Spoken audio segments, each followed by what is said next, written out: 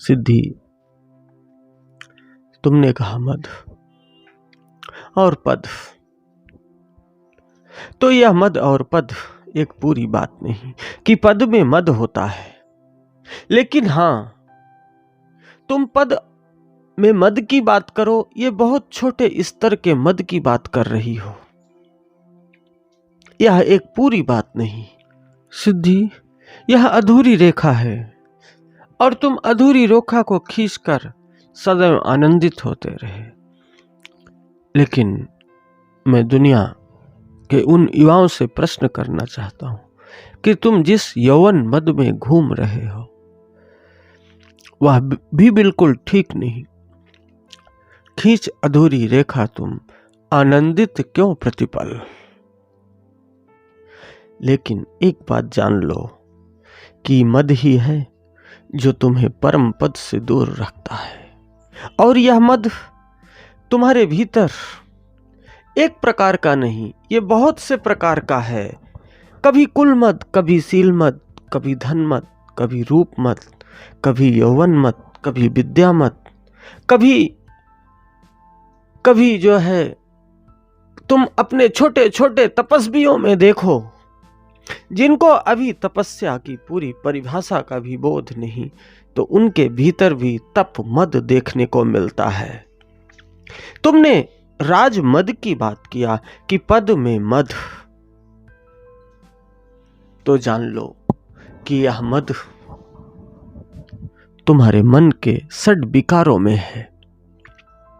यह तुम्हारे मन का ही विकार है कि जब तक तुम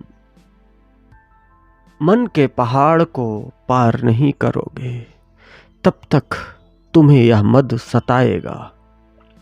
यदि तुम मन से निवृत्त होना चाहते हो तो अपने मन के पहाड़ को पार करो। मन का पहाड़ पर जब तक रेंगते रहोगे, मन का पहाड़ जब तक तुम्हारे सामने खड़ा रहेगा, तब तक तुम मद के पहाड़ को पार नहीं कर सकते। और यह मद ही है जो तुम्हें अकेला करता है। यह मद ही है जिसने तुम्हारे ऊपर आक्रमणकारियों का एक सैलाब तैयार किया, और आक्रमणकारी तुम्हारे ऊपर आकर के शासन किए और अपने षड्यंत्र में सफल हो गए। यदि तुमने कुल मद नहीं किया होता तो तुम अकेले नहीं होते। यह मद ही है जिसने तुम्हें अकेला खड़ा कर दिया। तुमने अपनों का हाथ छोड़ दिया और तुम्हारे अपने ही अपने हाथों से निकल गए। यदि तुम्हारे हाथों में उन तुम्हारे अपने लोगों का हाथ होता तो तुम कभी अकेले ना होते, और तुम्हें साथ होता तो तुम कभी गुलाम ना होते। यदि भारतवर्ष पर आक्रमणकारियों को देखा जाए तो उस समय तुम अपने मद में ही अपनी पोथियों को सजा कर बैठे रहे और दूसरे उसको देखते रहे, जिसके कारण तुम गुलाम हो गए।